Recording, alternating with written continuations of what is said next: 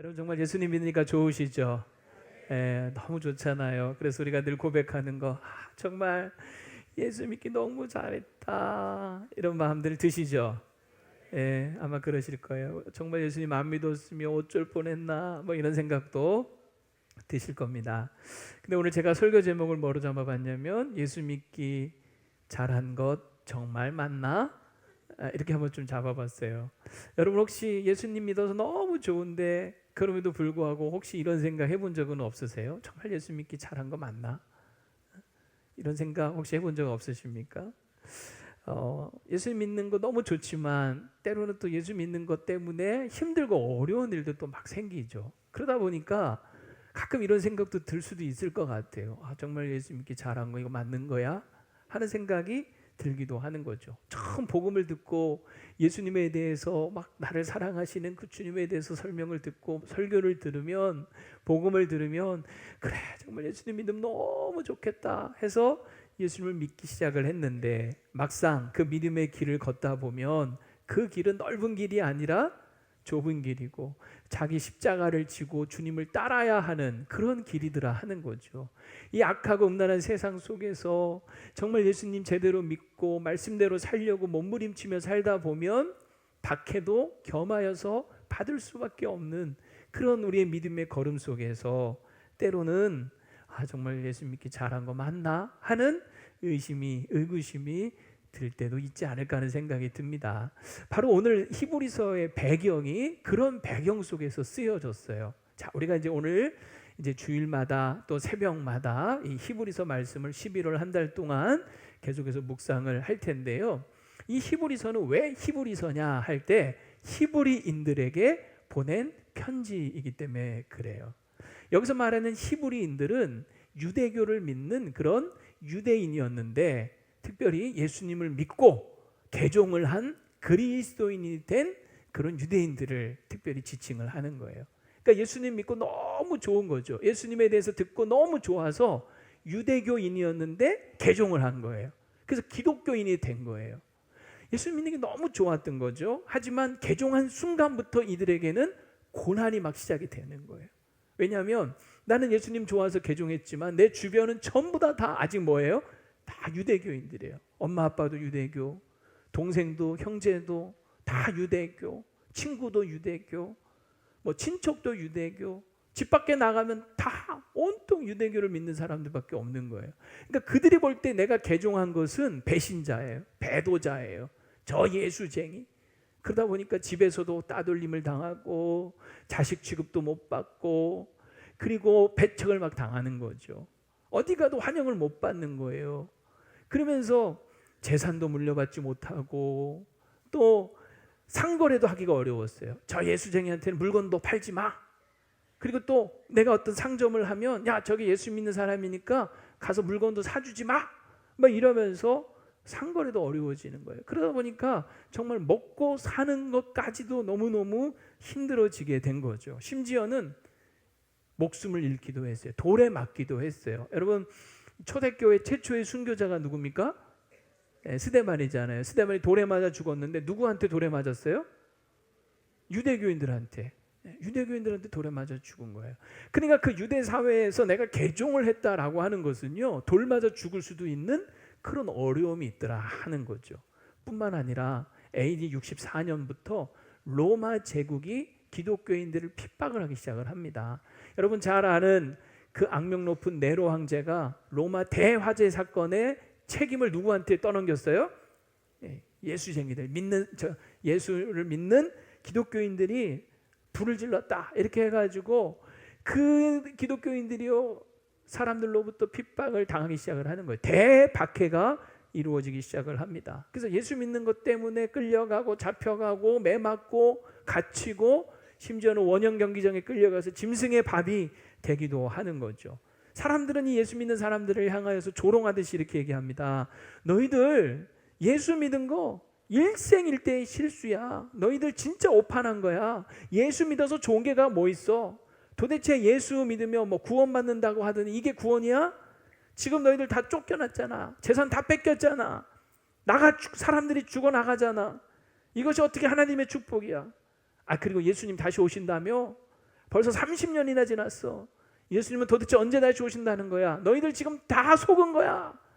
막 이러면서 그냥 막 사람들에게, 예수 믿는 사람들에게 비난하고 공격하고 조롱하고 막 협박하고 그러는 거죠.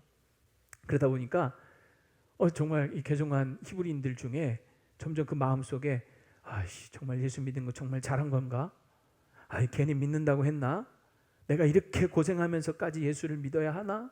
이렇게 가정에서 쫓겨나고 사회에서, 공동체에서, 직장에서 따돌림 당하면서 내가 이렇게 경제적으로 손해를 보면서까지 예수를 믿어야 되나? 이렇게 죽기까지 하면서 예수를 믿어야 하나? 막 이런 생각이 하루에도 막 12번씩 막 더 드는 거죠. 그러면서 이제는 점점 모임에 빠지는 거예요. 예배 점점 빠지는 거예요. 등한시하는 거죠. 멀어지는 거죠. 그러다가 나중에는 결국은 다시 옛날로, 유대교로 돌아가기 시작을 하는 거예요. 배교하기 시작을 하는 거죠. 자, 여러분, 이 이야기가 그저 옛날 히브리 그 개종한 그리스도인들의 문제일까? 오늘 우리도 겪고 있는 문제 혹시 아닙니까? 내가 정말 예수님에 대한 소개를 듣고 예수님 믿으면 좋겠다 해서 믿었는데 막상 믿고 나니까 사람들이 환영하고 따뜻하게 맞아주기도 하지만 집안에서는 너 예수 믿는다며, 또 직장에서는 너도 예수쟁이 됐다며 막 핍박하고 조롱하고 뭐 이런 일도 겪잖아요. 예수 믿는 것 때문에 좋은 일만 있는 게 아니라 감당해야 될 어려움도 있는 거잖아요. 그러다 보니까 정말 이런 생각 드는 거죠. 예수 믿기 잘한 거 이거 정말 맞아? 내가 언제까지 계속 예수를 믿어야 하나? 이런 갈등 생길 수 있는 거죠. 자, 이럴 때 우리는 어떻게 해야 될까요? 또 이런 고민을 하고 갈등을 겪고 있는 사람들에게 우리는 뭐라고 얘기를 해주면 좋을까요? 오늘 3가지 우리가 꼭 기억했으면 좋겠어요. 이런 고민과 갈등이 생길 때 3가지 기억합시다. 첫 번째, 우리 같이 한번 읽어봅시다. 시작. 예수님만이 무엇과도 비교 불가한 최고의 분이라는 것을 잊지 말자 하는 겁니다. 여러분, 지금 히브리서를 우리가 보고 있는데 히브리서의 주제는요, 한마디로 얘기해봐라 하면 예수님 최고입니다. 예수님 최고라는 뜻이에요. 한번 해보세요. 예수님 최고입니다. 여러분 정말 그렇게 믿으십니까? 정말 예수님이 최고라고 믿는 사람은 끝까지 그 예수님 믿고 따르는 거죠. 지금 많은 사람들이 예수님을 믿겠다고 나섰지만 힘들고 어려우니까 자꾸 유대교로 회귀하는 거거든요. 그래서 이 히브리서를 쓴 이 기자는, 이 저자는 그 유대인들을 향하여서, 유대교로 자꾸 돌아가려고 하는 그들을 향하여서 너희들이 그동안 그 유대교에 몸담고 있을 때 그렇게 소중하게 여겼던 그 어떤 것보다도 너희가 믿기로 한 이 예수님이 비교도 할 수 없을 만큼 크고 위대하고 탁월하고 높으신 분이야. 이거를 막 설명을 하는 거예요. 유대인들은요, 막 정말 소중하게 여긴 것들이 있어요. 선지자, 천사, 그리고 모세, 여호수아, 그리고 그들의 그 제사제도, 그리고 대제사장, 막 절대적인 것처럼 여겼거든요. 그런데 히브리 기자가 그 하나하나를 예수님과 이제 비교하기 시작하는 거예요. 그래서 비교하면서 결론은 뭐냐면 예수님은 그런 유대교의 그 어떤 것보다도 비교할 수 없을 만큼 탁월하신 최고의 분이다. 그러니 괜히 중도하차해서 포기하지 말고, 나중에 그래서 후회하지 말고 끝까지 예수를 믿는 이 길에서 물러서지 말고 뒤돌아서지 말고 믿음의 경주를 마치라라고 권면을 하는 거예요. 정말 예수님이 최고라는 것을 알면요, 때로는 예수님 때문에 재산을 잃고 왕따를 당하고 고난을 당하고 핍박을 당하고 죽더라도 예수님이 정말 그 어떤 것과도 비교할 수 없을 만큼 최고의 분이라는 것을 알면 절대 그런 것 때문에 흔들리지 않는다는 것이죠. 사실 우리 주변에도 보면 중도 하차하시는 분들이 얼마나 많습니까? 예수님 믿겠다고 교회 다니다가 좀 다녀보니까 좋은 것 같기도 한데 뭐 별로 좋은 것 같지도 않고, 그러다 보니까 하나 둘 이렇게 이제 점점 교회에서 멀어지고 신앙 다 까먹고 한 10년 만에 20년 만에 다시 돌아오시는 분들, 그런 분들 참 돌아오면 다행이죠. 아예 그냥 안 돌아오시는 분들도 있잖아요. 그런 분들한테 우리가 해줘야 될 말은 뭐냐면, 중도 하차하면 반드시 후회한다. 예수님 최고다. 끝까지 믿어봐야 된다. 라고 말할 수 있어야 된다라고 하는 거죠. 한번 제가 쉬운 예를 한번 들어볼게요. 자, 여러분 세계 3대 폭포가 있어요. 3대 폭포 아십니까? 생각나는 거 첫 번째 뭐가 있습니까? 나이아가라. 어디에 있어요? 미국과 캐나다 그 경계선에 있죠. 화면 띄워주세요. 또 어떤 폭포가 있을까요? 빅토리아 폭포가 있습니다. 아프리카에 있는 빅토리아 폭포, 잠비아와 짐바브웨 경계에 있습니다. 또 어떤 폭포가 있을까요? 브라질과 아르헨티나 경계에 있는 이과수 폭포입니다. 여러분, 이 세 개의 폭포를 보통 세계 3대 폭포라고 하는데요. 이 중에서도 그래도 최고는 또 뭘까요? 나이아가라밖에 모르죠, 사실은. 제일 익숙하죠. 그런데 사실 이 영국 BBC 방송국에서 선정한 세계 최고의 폭포는 나이아가라가 아니었어요. 바로 이과수 폭포였습니다. 이 이과수 폭포가요, 세계 최고의 폭포로 꼽히는 것은 이 너비가 4.5km나 된대요. 그리고 이 낙폭이 평균 70m 정도가 되는데요.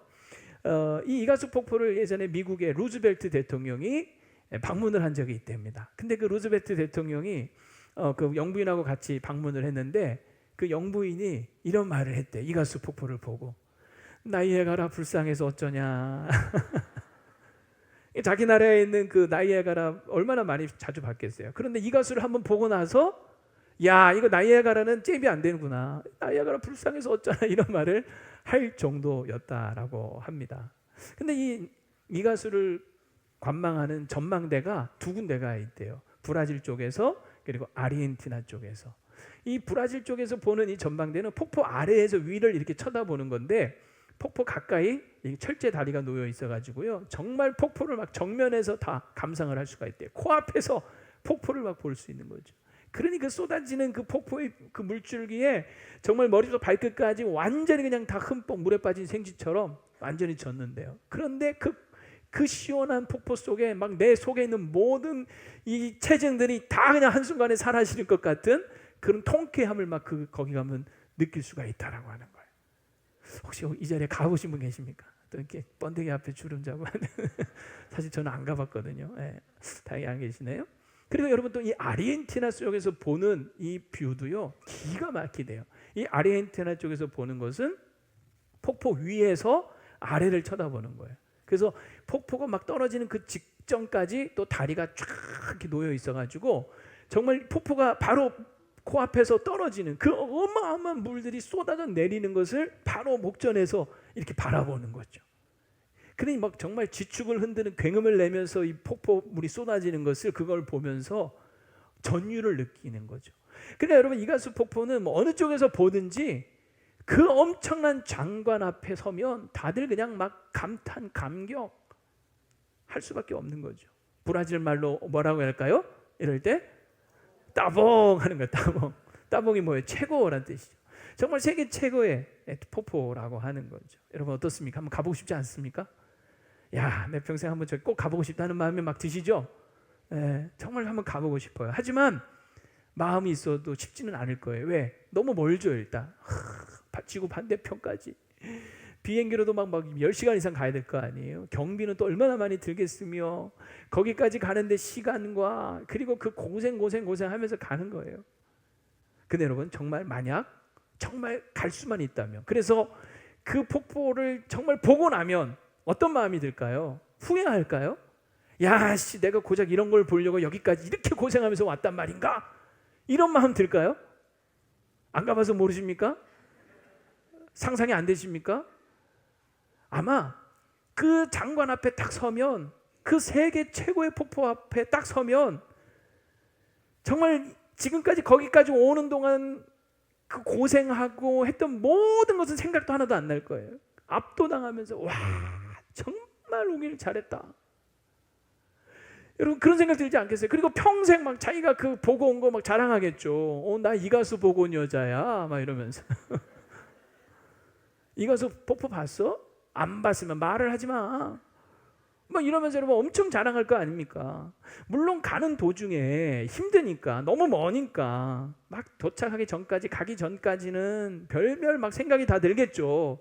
야, 정말 내가 이렇게까지 고생하면서 가야 하나? 가보면 뭐 별거 없는 거 아니야? 아유, 뭐 폭포가 다 거기서 거기지. 괜히 간다고 했나?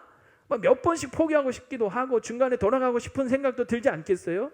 하지만 딱 가서 보면 입이 딱 벌어지면서, 와, 안 왔으면 후회할 뻔했다. 중간에 돌아갔으면 어쩔 뻔했나.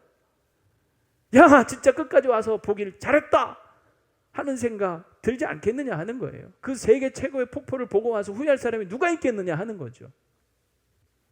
예수 믿는 것도 마찬가지라고 저는 생각을 합니다. 예수 믿는 그 길 힘들고 어려울 수 있어요.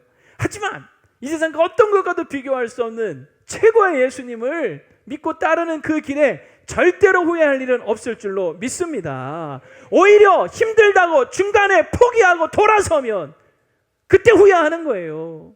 그게 진짜 후회할 일인 거죠. 2부 예배 마치고 어떤 집사님, 안수 집사님 나가면서 저한테 인사하시더라고요. 목사님, 빠꾸는 없습니다. 그렇죠. 빠꾸는 없는 거죠. 직지만 있는 거죠. 아무리 힘들고 어려워도, 예수 믿다가 아무리 힘들어도 다시 세상으로, 옛날로 돌아가지 마세요. 돌아가지 마세요. 거기 뭐가 있습니까? 다 썩어질 것들, 다 영원하지 않은 것들밖에 없는 거예요. 사도 바울은 자기가 예수님 믿고 나서 유대교회에서 그렇게 여러분 뼈를 묻었던 사람 아닙니까?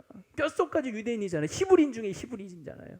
그가 자랑했던 건 율법이며 뭐며 얼마나 자랑할 것들이 많았어요. 그런데 예수님을 딱 만나고 나니까 자기가 그동안 자랑했던 거, 뭐 히브리인 중에 히브리인이고 율법에 열심이고 뭐 이런 거 다 뭐처럼 여겼어요? 배설물처럼 여긴 거, 똥으로 여긴 거예요. 아무것도 아니구나. 왜? 예수님에 비하면 아무것도 아니더라는 거죠. 그래서 예수님을 얻기 위해서 자기는 그걸 배설물로 여긴다고 하면서 주님을 따라가는 거예요. 예수님께서도 밭에 감추인 보화 비유하셨잖아요. 밭을 갈다가 보화를 발견했으면 어떻게 할 거냐? 집 팔고 논 팔고 집 팔고 하여간 다 팔고, 너 뭐도 팔고 냉장고도 팔고 다 팔고 그 밭을 사지 않겠냐? 왜? 그 밭에 감추인 그 보화를 얻기 위해서 그만한 가치가 있다라고 하는 거죠. 여러분, 예수 믿기로 나선 그 길 빠꾸하지 맙시다. 세상으로 돌아가지 마세요. 가봐야 없어요. 아무것도 후회할 것밖에 없다고요. 그러나 주님을 믿고 끝까지 따라가면 마지막 주님의 나라 영광스러운 그 나라에 들어갈 때 뭐 이가수 폭포 비할 수 있겠습니까? 생명의 강이 흐르고 생명나무가 있는 그 천국, 마치 신부가 신랑을 위해 단장한 것 같이 우리와 예비된 그 아름다운 하나님 나라 그 성에 딱 들어갈 때 입 쫙 벌어지면서 와, 오길 잘했다. 빠꾸했으면 어쩔 뻔했나. 이러면서 여러분 기뻐하지 않겠느냐는 거예요. 정말 예수님을 믿는 이 길은 힘들고 어려워 이 세상 그 어떤 것과도 비교할 수 없는 은혜와 평강, 기쁨과 자유와 감사와 행복이 넘치는 길인 줄로 믿습니다. 그러니까 이걸 알면, 이걸 제대로 정말 알면 예수 믿기 잘한 거 정말 맞네? 이런 생각이 딱 드는 거죠. 그렇죠? 정말 예수 믿기 잘했다 하는 생각이 드는 거죠. 두 번째로 정말 예수 믿기 잘한 거 맞나 이런 의심이 들 때마다 기억해야 될 거 다 같이 읽어봅시다. 시작. 예수님만이 하나님께 나아갈 수 있는 유일한 길임을 잊지 말자 하는 거예요. 자, 오늘 1절을 보면 이렇게 시작하죠. 옛적에 선지자들을 통하여 여러 부분과 여러 모양으로 우리 조상들에게 말씀하신 하나님이, 이렇게 시작을 해요. 옛적이라고 하는 것은 구약시대를 얘기하는 거예요. 예수님이 이 땅에 오시기 전을 얘기하는 거죠.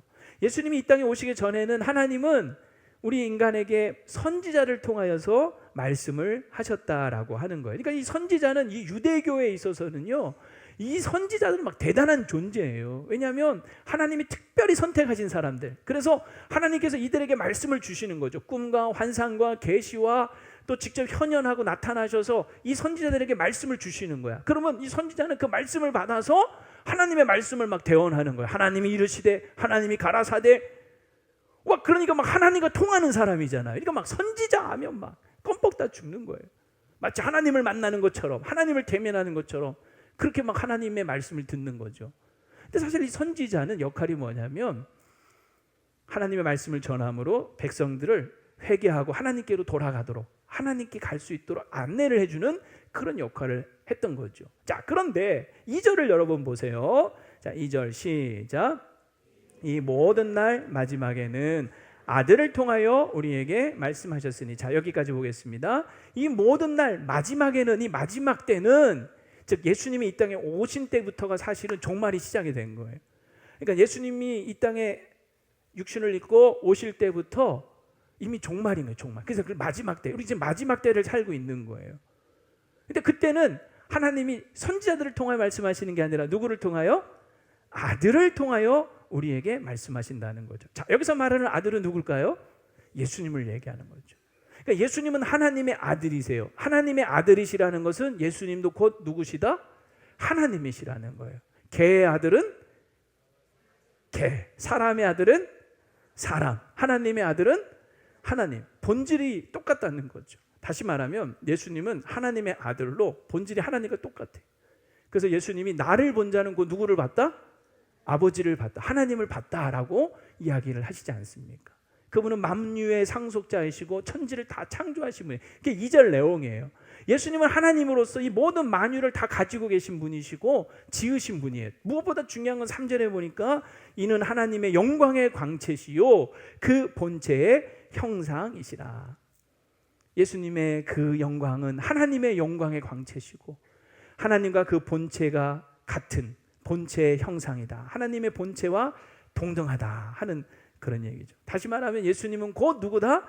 하나님이신 거예요. 자, 재밌죠? 선지자는 그동안 백성들에게 말씀을 하나님부터 받아서 전함으로 그 백성들이 하나님께로 갈 수 있도록 길 안내를 했잖아요.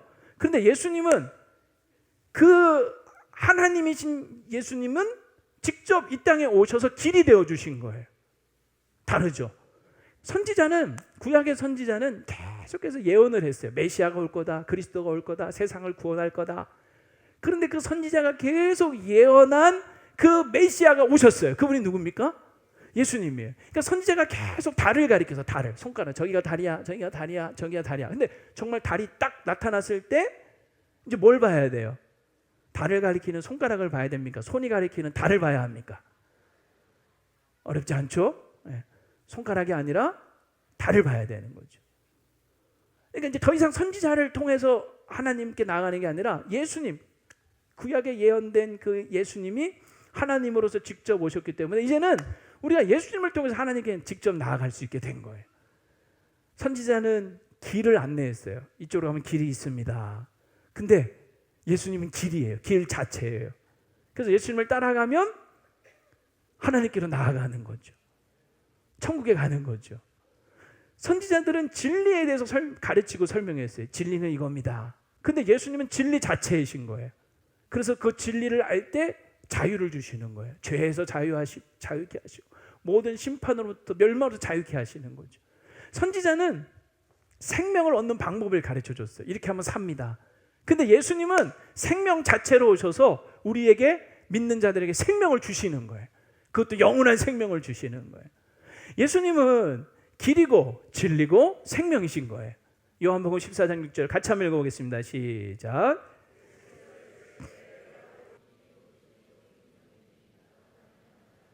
아버지께로 올 자가 없느니라. 나로 말미암지 않고는 아버지께로 올 자가 없다는 말은 나로 말미암으면 아버지께로 갈 수 있다라고 하는 거죠. 여러분, 세상 어떤 종교 창시자나 종교 지도자가 이렇게 말하지 않았어요. 내가 길이다, 진리다, 생명이다 이렇게 말하는 사람 아무도 없어요. 그렇죠? 길에 대해서, 생명에 대해서, 진리에 대해서 소개했을 뿐이죠. 근데 예수님은 그 자체로 오신 거예요. 유일한 분이십니다. 하나님께 나아갈 수 유일한 분. 이제는 우리가 예수님의 이름으로 직접 하나님 아버지께 나아가는 거예요. 누구든지 예수님의 이름을 부르면 하나님은 그 예수님의 이름을 듣고 우리의 기도를 들으실 줄로 믿습니다. 예수님의 이름을 의지해서 은혜 보좌 앞으로 담대히 막 나아가는 거예요. 이제는 뭐 더 이상 선지자 필요 없어요. 제사장 필요 없어요. 사제 필요 없어요. 뭐 마리아나 성인 다 필요 없어요. 그냥 우리는 예수님 한 분이면 되는 거예요. 그래, 여러분 생각을 해보세요. 야, 하나님께 나아갈 수 있는 이 유일한 길 예수님 믿기 정말 잘한 거죠. 예수님 아니면 하나님께 나아갈 수 있는 길은 없어요. 그러니 정말 예수 믿기 잘한 거 맞는 거죠. 자, 세 번째 우리가 기억해야 될 것은 뭐냐면 다 같이 읽어봅시다. 시작. 우리 죄를 정결하게 하는 유일한 분임을 잊지 말아라. 자, 3절을 여러분 다시 한번 보시면 이런 말이 있어요. 이는 하나님의 영광의 강체시요 그 본체 형상이라. 그의 능력의 말씀으로 만물을 붙드시며, 이 모든 만물이 그냥 유지되는 게 아니라 하나님 말씀으로 붙들어 주신다는 거죠. 그 다음 같이 시작. 죄를 정결하게 하는 일을 하시고, 그리고 지금은 높은 곳에 계신 지극히 크신 이의 우편에 앉으셨다. 누가요? 예수님이. 예수님이 하신 중요한 일은 뭐냐면 죄를 정결하게 하는 일을 하셨다. 죄를 씻어 주신다는 거죠. 우리 죄의 문제를 해결해 주셨다라고 하는 거예요. 그래서 우리는 정말 예수님을 믿지 않으면 안 되는 거예요. 여러분, 아까 제가 이가수 폭포 얘기했지만 이가수 폭포를 안 가도 문제가 안 돼요. 이가수 폭포 안 가봤다고 인생에 무슨 지장이 있습니까?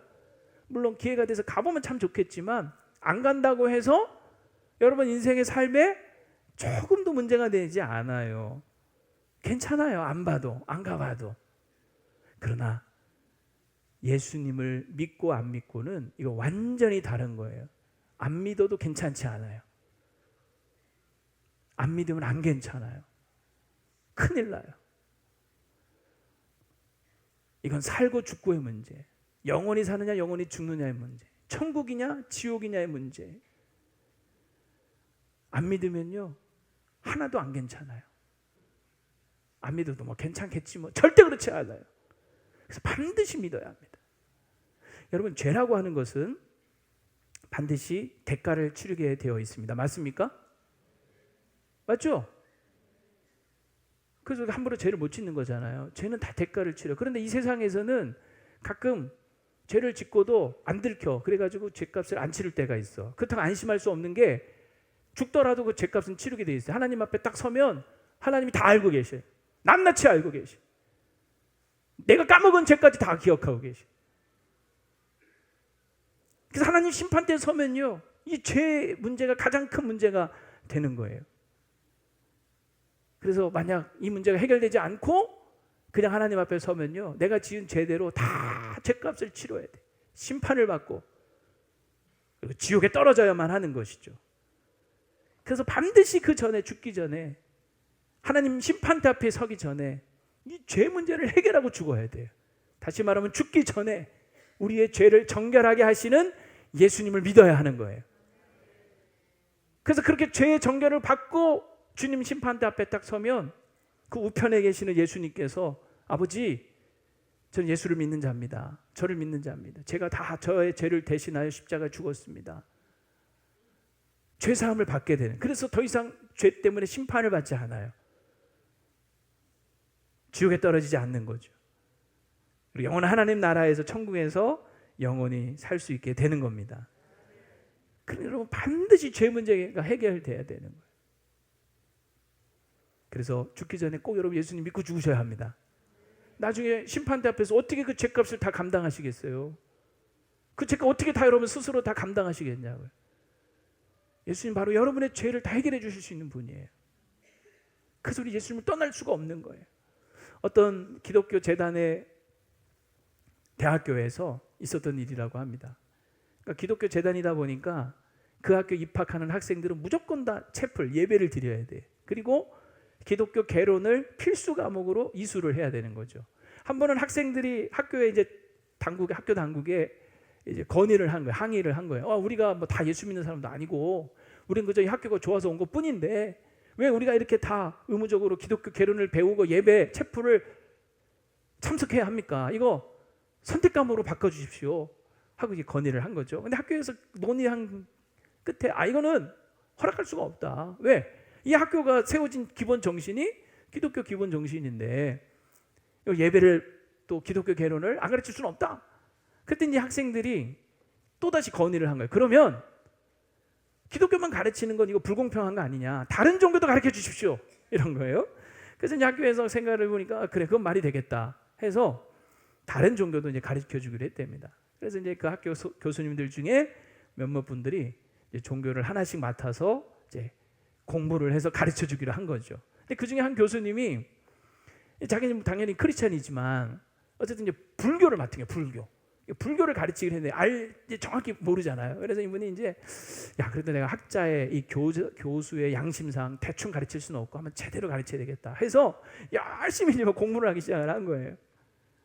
근데 아무리 공부를 열심히 해도 영 이게 성이 안 차더래요. 그래서 한 번은 절을 찾아가서 스님한테 내가 여차여차해서 학생들에게 불교를 가르쳐야 되는데 내가 좀 학자의 양심으로 제대로 가르치고 싶은데 어떻게 하면 잘 가르칠 수 있겠습니까? 그때 그 스님이 또 이러더래요. 종교라는 게 공부해서 되는 겁니까? 살아봐야지요. 그래가지고 이 교수님이 실제로 방학 기간에 절에 들어가서 이제 산 거예요. 불교를 좀 제대로 알아보겠다고. 그러면서 이제 살면서 이제 불교를 보고 배우는데 이제 어느 날 한 3개월 지난 어느 날 그 이제 청년들이 불교에도 청년회가 있었나요? 청년들이 모여 있는 간담회에서 그 스님이 이제 이 교수님의 정체를 밝힌 거죠. 이분은 사실은 기독교 신자고 대학에서 이렇게 가르치는 교수님인데 학생들에게 불교를 가르쳐 주려고 이렇게 우리 절에 와서 불교를 배우고 있는 중이라고. 그러니까 청년들이 이제 막 여러 가지 질문들을 막 하는 거죠. 근데 뭐 개종했으면 난 아직 개종을 안 했다고. 그래서 이제 한 학생이 이런 질문을 하더래요. 아니 교수님은 그렇게 불교를 많이 공부하고 절에서 생활도 해보면서도 왜 불교 신자는 안 되십니까? 그러니까 왜 불교를 안 믿느냐 이 얘기인 거죠. 그때 이 교수님이 이렇게 얘기를 했더래요. 잘 들어보세요. 저는 여러분을 진심으로 존경합니다.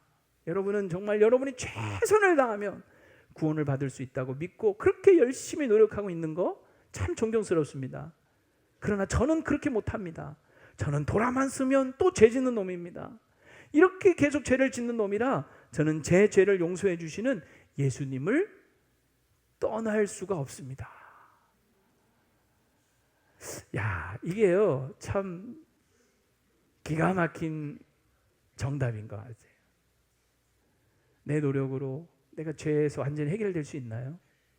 고행하고 수행하고 아무리 그래도요 죄 문제 스스로 해결 못하죠. 뭐 불교 신자들 폄하하는 건 아니지만 그들 아무리 노력한다 하더라도 해결할 수 없는, 그러니까 늘 고뇌와 고행 그 번민 속에 사는 거죠. 우리는 사실은 아무리 죄 안 지려고 하지만 또 어떻습니까? 돌아서면 죄 짓고 죄 안 질 또 회개하고 또 돌아서면 죄 짓고, 그게 우리 실제적인 모습이죠. 그런데 그런 죄인인 우리를 예수님께서 내쳐버리지 않으시고 돌아서서 회개하면 또 용서해 주시고 돌아서서 회개하면 또 용서해 주시고, 예수님 우리 모든 죄에 대한 문제를 해결해 주시는 분이라는 거죠. 그 예수님을 떠날 수가 없는 거예요. 떠날 수가 없는 거예요. 어떻게 예수님을 떠날 수가 있겠습니까? 여러분, 우리가 예수님을 믿고 나서 가장 큰 복이 있어요. 여러분, 예수 믿고 나서 무슨 복을 받으셨어요? 가장 큰 복은 죄사함을 받은 복이에요. 죄사함을 받은 복. 시편 32편 1절에 허물의 사함을 받고 자신의 죄가 가려진 자는 복이 있도다. 진짜 예수 믿고 받은 최고의 복은요, 죄사함 받은 복이에요. 이거는 지금은 잘 실감이 안 날 수 있어요. 근데 언제 실감이 날 거냐면 뼈저리게, 야, 이게 진짜 큰 복이구나, 내가 이런 복을 받았구나, 언제 제대로 알까요? 죽어서 하나님 심판대 앞에 딱 서보면 알 거예요. 와, 허물의 사함을 받고 그 죄가 가려진 자가 복이 있다는 말이 이런 거구나. 왜? 예수님을 통해서 우리 모든 죄가 다 정결함을 받고 씻어졌기 때문에 더 이상 죄를 묻지 않으신, 죄값을 묻지 않으신 거죠. 예수님이 피값으로 죄값을 다 사해져 버리신 거예요. 그래, 하나님 심판대 앞에 설 때 두려웠고 떨림이 아니라 우리를 영접하고 받아주시면서 천국에서 영생을 누리게 하시니, 여러분, 이보다 더 큰 복이 어디 있겠냐는 거예요. 이게 바로 예수님을 우리가 믿기 잘한 절대적인 이유인 거죠. 누가 나를 위해서 이렇게 대신 십자가에서 피 흘려 죽겠습니까?